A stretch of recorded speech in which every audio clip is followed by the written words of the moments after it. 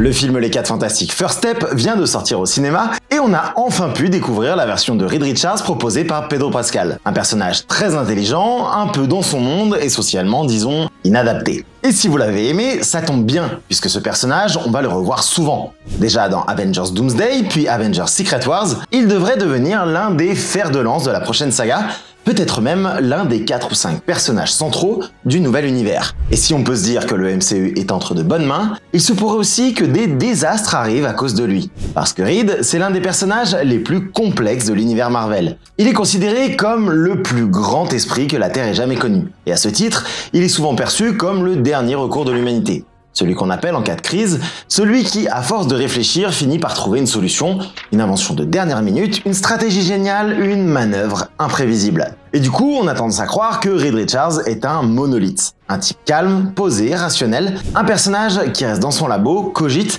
et finit par sortir l'arme miracle pour tout arranger. Mais cette image-là, elle cache une facette beaucoup plus sombre. Une facette dont même lui n'est pas toujours conscient. Parce que Reed, à force qu'on lui confie les clés du monde, finit parfois par en abuser. Comme dans le film avec l'équation Franklin-Galactus, il ne voit le monde qu'avec des faits. Ce qui lui fait prendre des décisions qu'il juge rationnelles, logiques, mais sans mesurer leurs conséquences catastrophiques. Y compris pour ceux qui lui sont les plus proches. Et dans certains univers, il est carrément devenu le mal incarné. Alors, et si on s'était trompé sur Mr. Fantastic? Et s'il n'était pas cette figure rassurante, ce génie bienveillant, mais au contraire, un danger en puissance pour le multivers? Aujourd'hui, on va plonger dans ce qui pourrait bien nous attendre avec l'arrivée de Reed Richards dans le MCU à travers 10 histoires des comics où il fait des choix mauvais dans le meilleur des cas, voire monstrueux à l'échelle du multivers. Et ensemble, on va essayer de cerner toute la richesse et la complexité de ce personnage, plus gris que héroïque. On connaît ses qualités, mais on va voir ses défauts.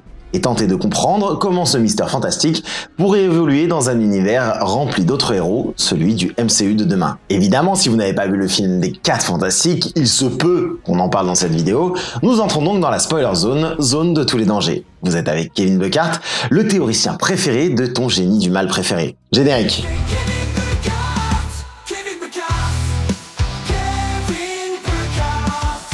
Oli est le sponsor de cette vidéo et tout simplement une petite révolution dans ma vie. Il s'agit d'une marque de soft drink 100% naturelle, très peu calorique et éco-responsable que je consomme tous les matins depuis des mois. Il existe plusieurs gammes différentes que j'ai toutes testées, mais personnellement, je suis accro à leur gamme énergisante. Et surtout au goût Raspberry Raptor. Je n'ai absolument jamais bu de café de ma vie. Et j'ai jamais eu de vraie solution pour me réveiller ou rester éveillé quand j'en avais besoin. Et là, enfin une solution.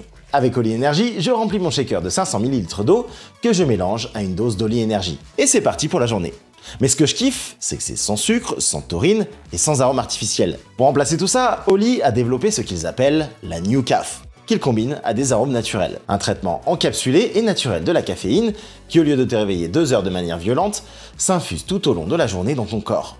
Et c'est juste incroyable. Et si t'es pas trop energy drinks, il y a aussi une gamme Iced Tea qui est hyper rafraîchissante et toujours sans sucre. Et pour les sportifs, la gamme Oli Hydratation. Parfait pour la récupération après le sport ou après une cuite. Ah, je suis bien. Il existe plusieurs manières de le découvrir, soit par petits échantillons ou directement par pack de 50 doses, beaucoup plus économique. Bref, si tu veux tester et comme les 400 000 clients satisfaits, revivre sans café ou energy drink bourré de sucre, je te mets le lien dans la description et en premier commentaire et tu peux utiliser le code KevinBuckhardt5 pour avoir moins 5 € sur ta première commande ou Kevin Buckhardt pour bénéficier de 10% si c'est plus rentable pour toi. C'est excellent et si tu utilises mon code, tu aides la chaîne à se développer. Allez, on y retourne. Il a détruit la vie de ses proches.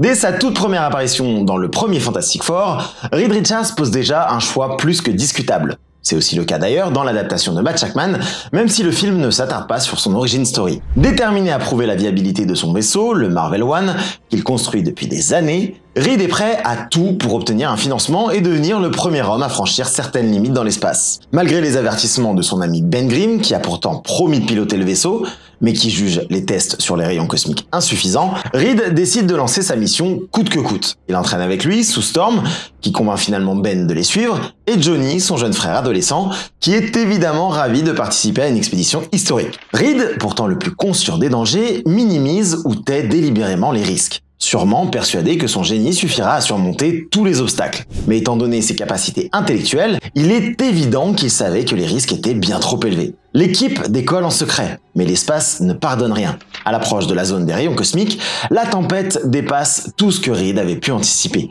Le bouclier cède, l'équipage est exposé à une dose massive de radiation cosmique qui altère leur biologie. Leur retour précipité sur Terre les sauve de la mort, mais à leur réveil, ils découvrent des mutations aussi spectaculaires que traumatisantes. Ben devient une créature rocheuse, Johnny s'enflamme, Sue devient invisible, et Reed s'étire comme du caoutchouc. Ce bouleversement change à jamais leur vie et leur destin. Qu'aurait-il pu arriver si les mutations avaient été pires, si elles avaient été mortelles ou inutiles? Le simple fait que leur pouvoir soit utile au combat ne suffit pas à sa prise de risque. Son acte d'orgueil pour assouvir un rêve personnel a littéralement mis en péril la vie de ceux qu'il aime. Et Ben ne lui a longtemps pas pardonné. Même si certains récits suggèrent que le but initial de Reed était de visiter une planète lointaine similaire à la Terre, ou que la tempête aurait été délibérément envoyée par un être cosmique nommé Revos, les fans n'ont jamais pu totalement écarter une autre hypothèse, que Reed ait sciemment voulu tester les effets des rayons cosmiques sur des êtres humains, et qu'il ait utilisé l'équipage comme cobaye. Il a créé une guerre contre Hulk.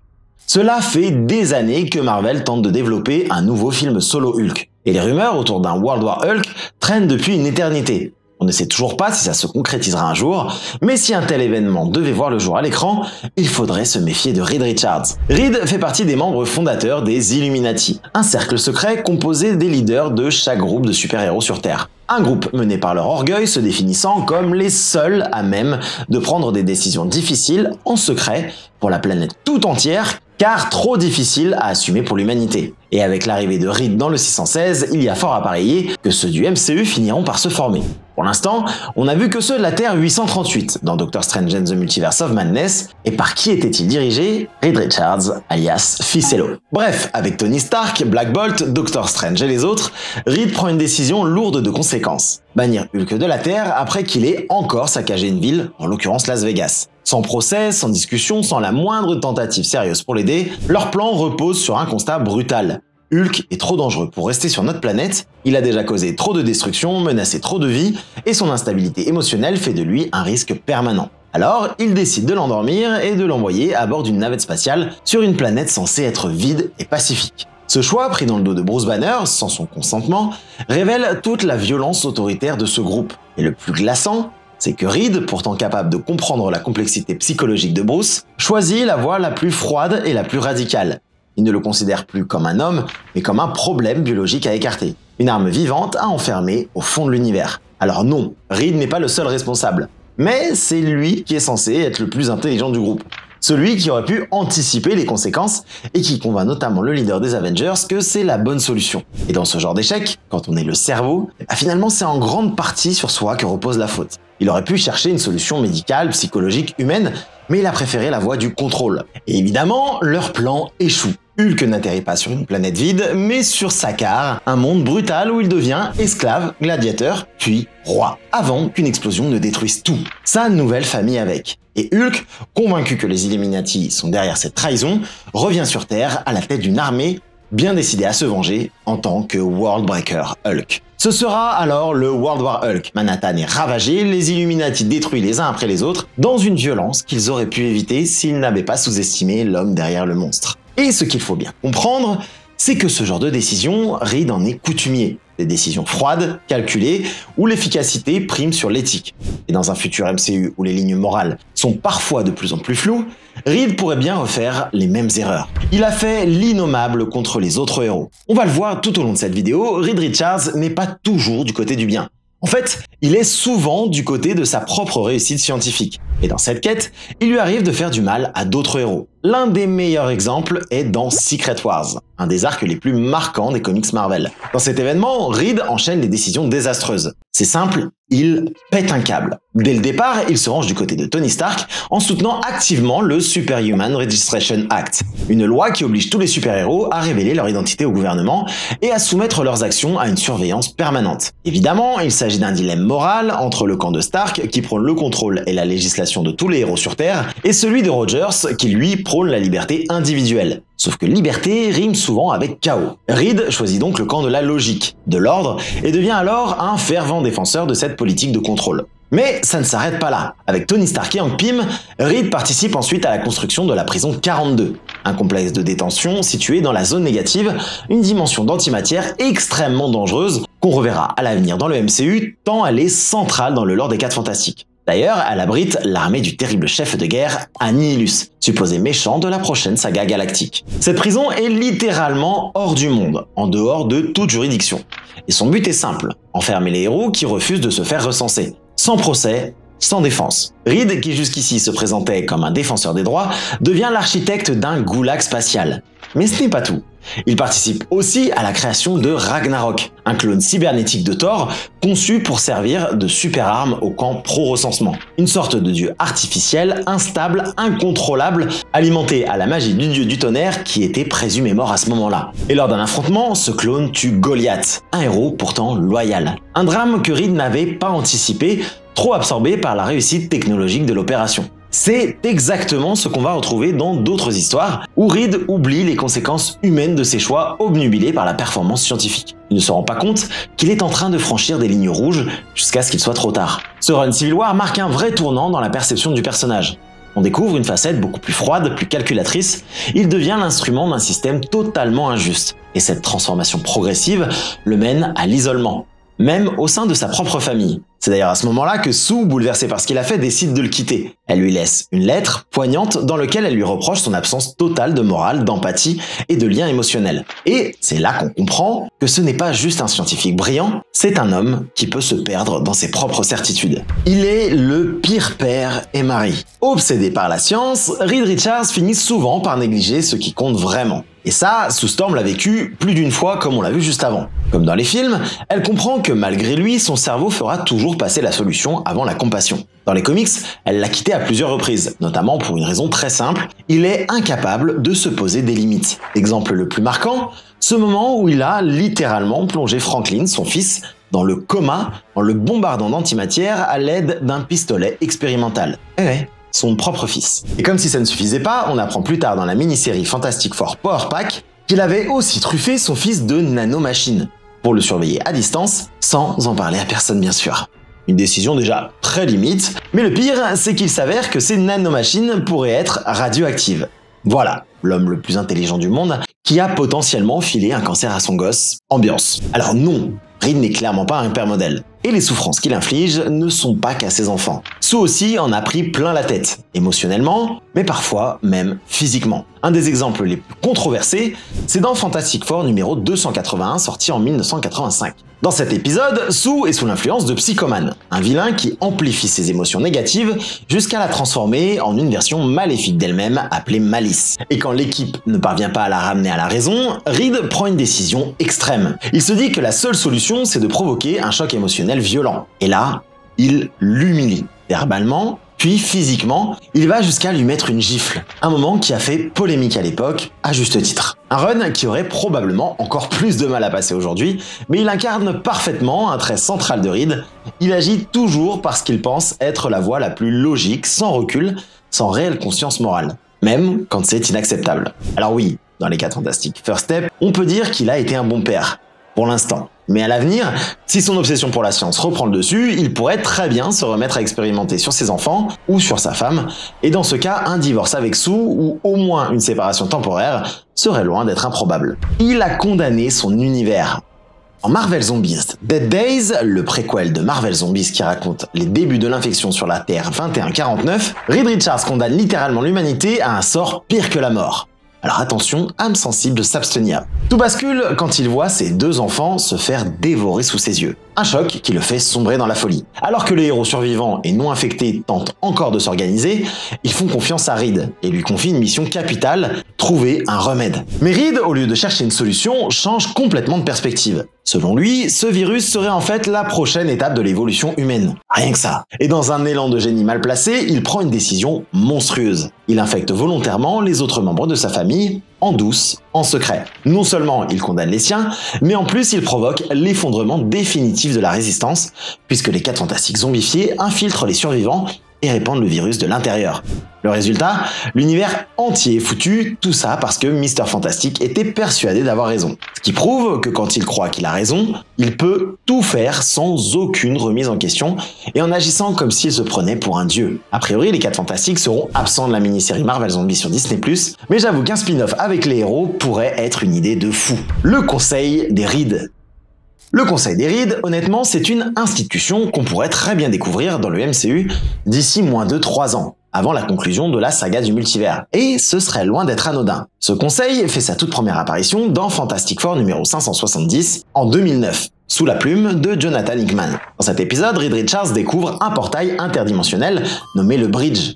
Oui, comme la technologie de téléportation dans le film. Ce pont mène à un conseil multiversel composé uniquement de versions alternatives de lui-même. Toutes ces variantes ont un point commun glaçant. Elles ont renoncé à leur famille, abandonné leurs enfants, leurs amis, leur humanité pour se consacrer à un seul but, résoudre tous les problèmes du multivers. Mais plus on observe leur action, plus on découvre les dérives d'une idéologie extrême, entièrement fondée sur une intelligence pure, froide, détachée de toute émotion. Leur objectif, créer une utopie. Le problème, c'est que leurs méthodes deviennent de plus en plus radicales. Dès les numéros 571 et 572, on insiste au premier dérapage massif. On comprend que leur quotidien consiste à tuer des Galactus issus des réalités parallèles. Et pour aller dans leur jusqu'au boutisme, ils veulent anéantir arbitrairement tout ce qu'ils considèrent dangereux pour la paix. On comprendra que des civilisations entières ont été manipulées ou éradiquées simplement parce que le Conseil les jugeait trop hostiles. Le Conseil interdimensionnel des Rides a par exemple rassemblé les Docteurs Doom de plusieurs réalités dans les sous-sols du Conseil et anéanti leurs fonctions cérébrales pour les transformer en légumes. Et ce qui est effrayant, c'est le manque d'humanité de ces Rides. Parce que ces variants, au final, ce sont juste lui, mais qui ont pris des décisions légèrement différentes. Et cette storyline pousse à fond le potentiel du personnage. Elle extrapole tout ce que Reed pourrait devenir s'il perd des pieds, s'il sacrifiait ses émotions au nom d'une logique scientifique froide. Alors est-ce qu'on aura droit à ce conseil dans le MCU, avec Pedro Pascal, mais aussi pourquoi pas Miles Teller, Johan Gruffud, John Krasinski et d'autres anciens? Peut-être dans Avengers Doomsday ou Secret Wars, affaire à suivre. Il a créé un univers à son image.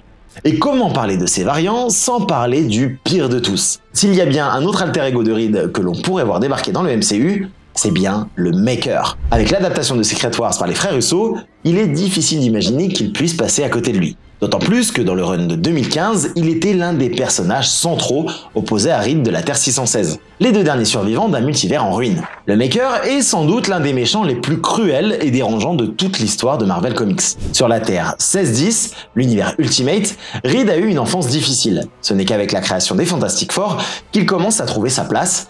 Mais tout bascule quand Sue Storm rejette sa demande en mariage dans Ultimate Fantastic Four Requiem numéro 1. Ce rejet, psychologiquement dévastateur pour lui, marque le début de son basculement dans le mal. Il commence par simuler sa propre mort, en faisant exploser sa maison, avec ses parents et ses 2 jeunes frères et sœurs encore à l'intérieur. Malgré une relation complexe avec sa famille, cette décision en fait des victimes collatérales purement sacrifiées sur l'autel de son ambition. Rapidement, il passe à l'offensive contre les 4 Fantastiques.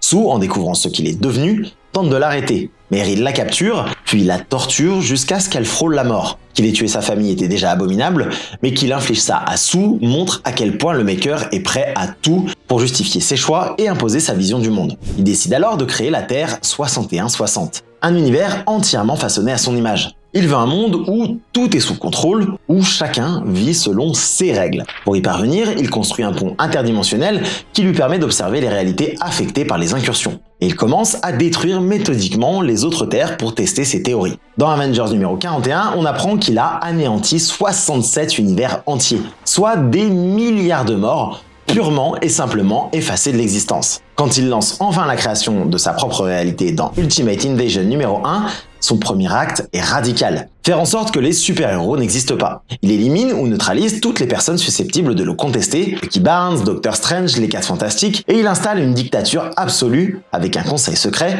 qui commet à son service des atrocités à l'échelle planétaire pour agrandir son autorité. Et ce n'est pas fini. Dans Ultimate numéro 4, il va jusqu'à disséquer le Reed de la Terre 6160, puis à le forcer à revivre encore et encore la mort de ses coéquipiers, jusqu'à ce qu'il abdique, qu'il renonce à son nom et qu'il accepte de devenir le Docteur Doom de cet univers. Et encore, ce n'est qu'une fraction des horreurs que le Maker a commises. Un personnage terrifiant, fascinant, qui pourrait même redéfinir la notion même d'antagoniste dans le MCU. Il garde tout secret.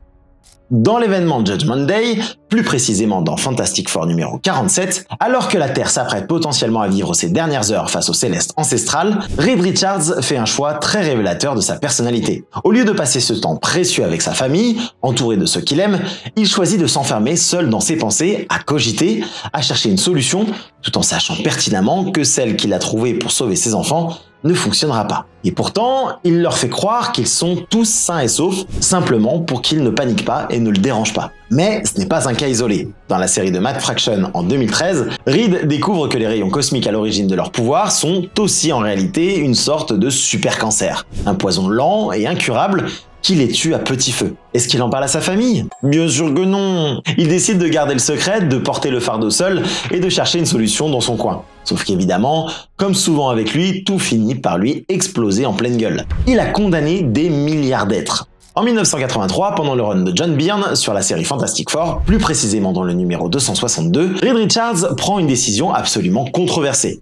Il choisit de sauver Galactus d'une mort certaine alors que ce dernier est en train de mourir de faim. Et il ne le fait pas sur ordre ni après une concertation, mais uniquement au nom d'une intuition, d'une conviction personnelle selon laquelle Galactus serait nécessaire à l'équilibre cosmique. Alors sans preuve, sans éléments tangibles, mais avec cette certitude bien pensante qu'il sert un grand dessein plus grand, Reed mobilise même les Avengers pour construire une machine, utilisant la puissance du marteau de Thor pour redonner de l'énergie aux dévoreurs de mondes. Et donc oui, il sauve Galactus. Conscient que ce geste signifie la résurrection d'un être qui détruit des planètes entières. Conscient aussi que cela implique la mort de millions, voire de milliards d'êtres vivants. Cette décision lui vaut une arrestation par le tribunal intergalactique composé d'espèces qui ont souffert des destructions causées par Galactus, notamment les Kree. Il est accusé des pires crimes contre l'existence, ni plus ni moins. Il faudra l'intervention de Galactus lui-même, qui témoigne en faveur de Reed et convoque Eternity, l'incarnation de l'univers, pour que ce dernier échappe à la peine capitale. Mais malgré ce procès et cette absolution cosmique, le fait est là. Reed Richards a relancé la machine à tuer Galactus, et celui-ci, après avoir été sauvé,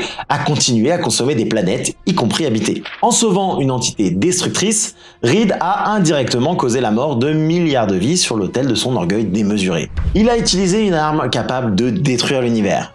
Dans le numéro 50 des Fantastic Four, qui conclut la très célèbre Galactus Trilogy, Reed Richards découvre l'existence du Ultimate Nullifier, une arme absolument terrifiante décrite comme la plus dangereuse de l'univers, capable littéralement d'effacer Galactus de l'existence. Lorsqu'il consulte Uatu le Watcher, ce dernier lui présente le Nullifier comme le dernier recours possible pour stopper Galactus. Mais ce qui rend cette arme si redoutée, c'est qu'elle ne menace pas uniquement une seule identité, mal utilisée, elle pourrait aussi détruire l'univers entier. Uatu le prévient très clairement. Aucun mortel n'est capable de saisir la véritable portée du Nullifier. C'est une arme d'une complexité et d'un pouvoir cosmique tel que la moindre erreur pourrait entraîner l'anéantissement de toute la réalité. Mais Reed, face à la menace titanesque de Galactus, qui s'apprête à dévorer la Terre, décide, dans un moment de désespoir et d'urgence, de prendre le risque de brandir l'arme comme une menace directe. Si Galactus ne renonce pas à sa tentative, il l'utilisera. Et ça fonctionne. Galactus, comprenant que Reed est prêt à aller jusqu'au bout, renonce et se retire. Mais posez-vous réellement la question. Qu'aurait fait Reed si Galactus n'avait pas cédé au chantage? S'il avait dû aller jusqu'au bout et utiliser réellement le Nullifier? Quand on sait que même Galactus redoute cette arme, il semble évident que son potentiel destructeur dépasse l'entendement. Reed, ne comprenant que très partiellement cet objet, aurait pu condamner son monde, voire bien pire. On apprendra d'ailleurs bien plus tard que le Nullifier est quasiment impossible à utiliser sans conséquences graves, et qu'il faut une volonté d'une précision absolue pour pouvoir en canaliser le pouvoir. Une fois encore, Reed agit dans la précipitation, sans réel recul, avec le destin de son univers littéralement entre ses mains. Vous le voyez donc, le Reed Richards, leader des 4 Fantastiques et des prochains films Avengers, n'est peut-être pas le héros que vous pensiez. Certes, il a sauvé la galaxie un nombre incalculable de fois, mais il a aussi causé de nombreux torts à son univers et parfois à ceux adjacents. Et par ses choix rationnels, logiques mais rarement humains, il pourrait bien influencer le destin du MCU de demain, mais pas forcément dans le bon sens. Parce que ouais, il en a fait des dingueries le Reed. J'espère que vous avez aimé cette vidéo, et si c'est le cas, n'hésitez pas à vous abonner et à aller lui mettre un petit coup de boost. Encore un grand merci à Oli qui sponsorise cette vidéo et accompagne la chaîne au quotidien. N'oublie pas que tu as le droit à moins 5 € sur ta première commande avec le code KevinBuckhart5. Et si c'est plus avantageux, moins 10% avec le code KevinBuckhart. Ce mois foot juillet s'achève enfin. Et si vous n'avez pas vu mon guide et mon analyse des 4 fantastiques, ça se passe juste ici. Nous, on se retrouve dimanche pour une nouvelle vidéo. Et en attendant, n'oubliez surtout pas d'être curieux, c'est le secret pour être heureux. Ciao!